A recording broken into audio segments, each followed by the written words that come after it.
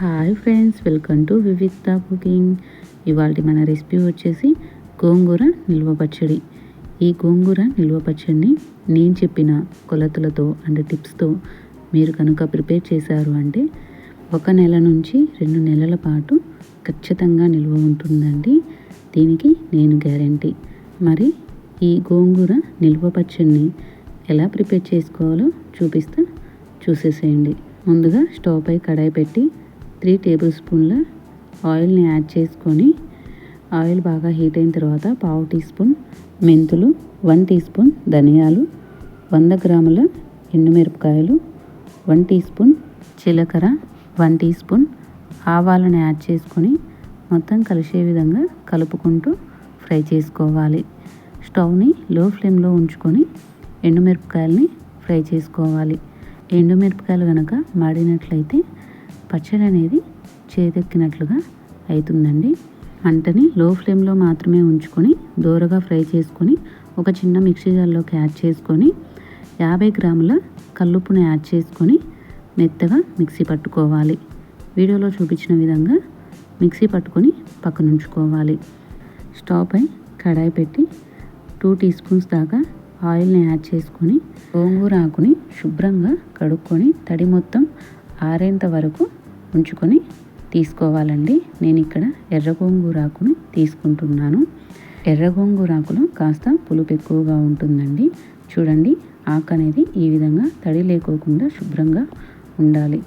ఇప్పుడు స్టవ్ని లో ఫ్లేమ్లో ఉంచుకొని ఆయిల్లో గోంగూర మొత్తాన్ని ఫ్రై చేసుకోవాలి.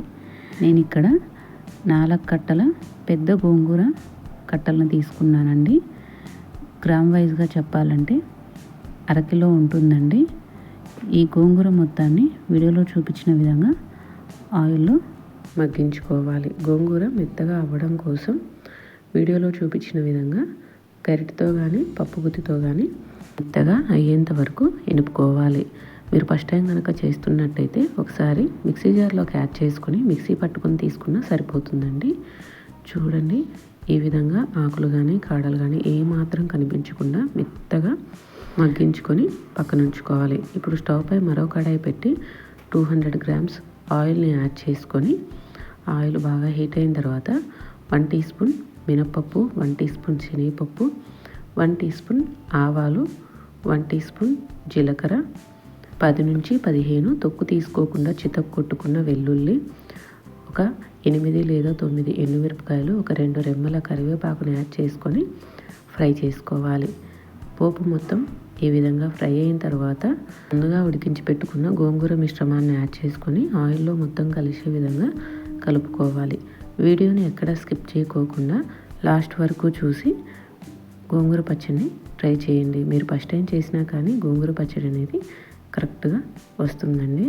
ఇప్పుడు పక్కనుంచుకున్న కారపొడిని యాడ్ చేసుకొని మొత్తం కలిసే విధంగా కలుపుకోవాలి. స్టవ్ని లో ఫ్లేమ్లో ఉంచుకొని కారపొడి అనేది గోంగూరకి బాగా పట్టే విధంగా కలుపుకోవాలి. ఇంతేనండి, ఎంతో సింపుల్గా గోంగూర పచ్చడి అనేది రెడీ.